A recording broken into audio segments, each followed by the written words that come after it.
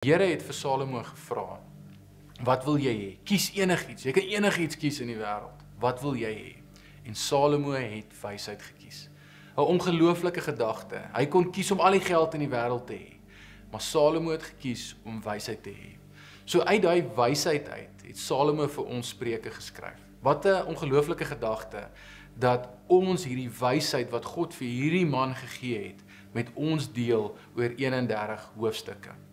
Vers 1 skryf Salomo dan vir ons as 'n inleiding tot hierdie brief van 31 hoofstukke. Iets wat jy elke dag kan lees, soos 'n kalendermaand, meeste van die tyd 30 dae het, kan jy elke dag begin met 'n spreek van Salomo. Wat ongelooflik is, soos Salomo vir ons vertel hoe hierdie wysheid werk, is dat ons dit soos tee wat moet week in water en kookwater gereeld moet oordink. Dit is baie poëties geskryf, wat beteken dis moeilike frases en stanzas wat hy skryf, wat vir ons probeer 'n blik gee op hoe wysheid en goeie besluitneming lyk. 'n Lewe van wysheid se lewe wat seën bring, 'n lewe wat ons help om goeie besluite te neem. Dit sê nooit vir jou presies, doen nou so nie, maar dit gee vir jou prinsipe waarvolgens jy kan lewe om beter en goeie besluite te maak in jou lewe. Christendom is 'n geloof wat oor wysheid gaan, wat jou help om op slim maniere besluite te maak, sodat dit met jou beter sal gaan as iemand wat nie in hierdie geloof is nie. So dit is belangrik vir ons, soos wat ons Spreuke optel, dat ons nie hoop ons kry al die antwoorde wat ons wil hê in ons lewens nie. Nee, ons gaan prinsipe kry wat ons gaan help hoe om te lewe en beter besluite in ons lewens te maak. Want ons is nie net masjiene wat A, B, C en D moet doen nie, maar ons is mense wat besluitnemingskapasiteit het en uit daai besluitnemingskapasiteit uit ons lewens moet inrig en daarvolgens leef. So Spreuke is 'n manier van hoe om te lewe.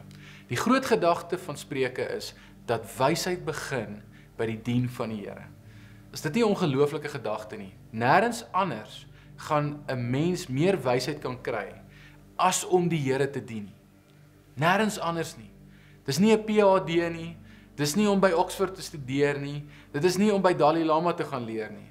Nee, dis alleenlik om die Here te ken, is die bron van wysheid en kennis. So hierdie man Salomo, wat hierdie voorreg gehad het om alle wysheid en kennis as 'n mens te kon leer ken, sê dat dit begin by die dien van die Here.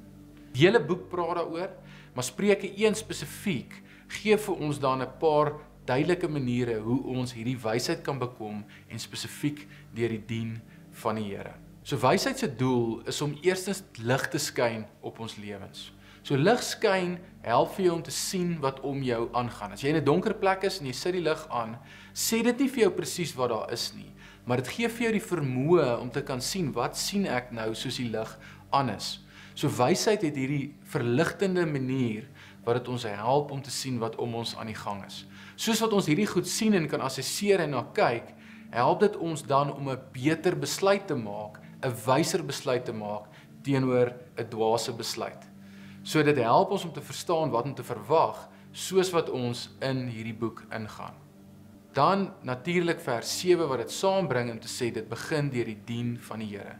So as ek die Here regtig opreg dien, gaan dit vir my lig gee en perspektief gee, dinge laat verstaan soos hoe dit moet werk en my dan help om goeie besluite te neem. So die dien van die Here is die verblindendste lig wat my help om te sien hoe die wêreld om my lyk.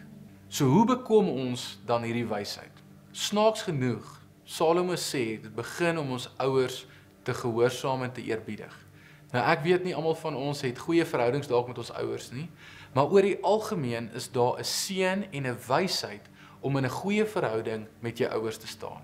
Nie net van ek is lief vir hulle nie, maar 'n verhouding van het julle wysheid om met my te deel. Ons ouers het voor ons uitgegaan, hulle het al klippe gekou voor ons, lank voor ons, al is hulle dalk moeilik met jou, het hulle wysheid wat hulle met ons kan deel. Salomo sê, as ek vir my ouers luister, is daar 'n wysheid wat ek van hulle af kry wat my help om goeie besluite te neem.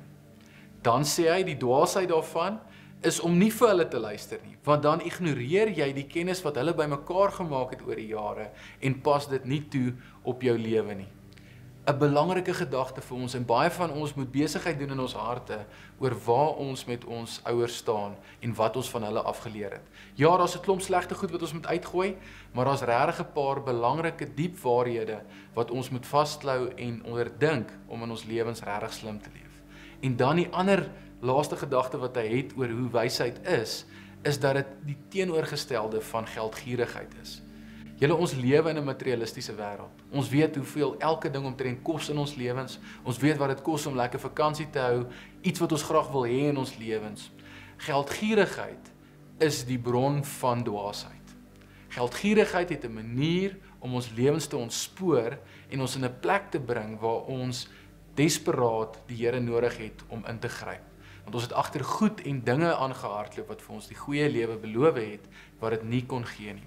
So treffend laat Salomo in al sy mag, hy was die koning van Israel, geweldig welaf, vir ons sê, gierigheid is 'n ongelooflike versoeking vir iemand wat die Here werklik wil dien. En julle sien, is hierdie kontras tussen om vir God lief te hê met my hele hart, hele siel, krag en verstand, of geld, mammon, wat vir my ook al hierdie goeie goed beloof in my lewe. So wysheid kom om die Here te kies en om weg te vlug van die liefde van geld en materiële dinge. Om werklik vir God lief te hê met my hele hart, dan is ek besig om in wysheid te leef. Maar dan hier eindig Salomo dit vir ons. Hy sê wysheid roep uit in die strate. Julle, wat 'n gedagte is dit nie?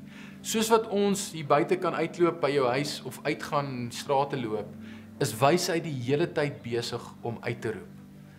'n Snaakse gedagte.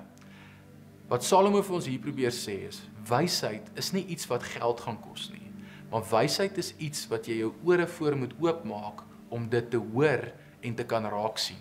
Dis nie iets wat versteek is onder 'n boekrak of onder 'n mat of in 'n diep kluis onder die grond nie, of 'n groot skat wat jy moet ontdek iewers nie. Wysheid is oral bekombaar. So dit moet ons moed gee, soos wat ons as gelowiges agter God wil aanloop, dat ons nie ver moet gaan soek vir dit nie.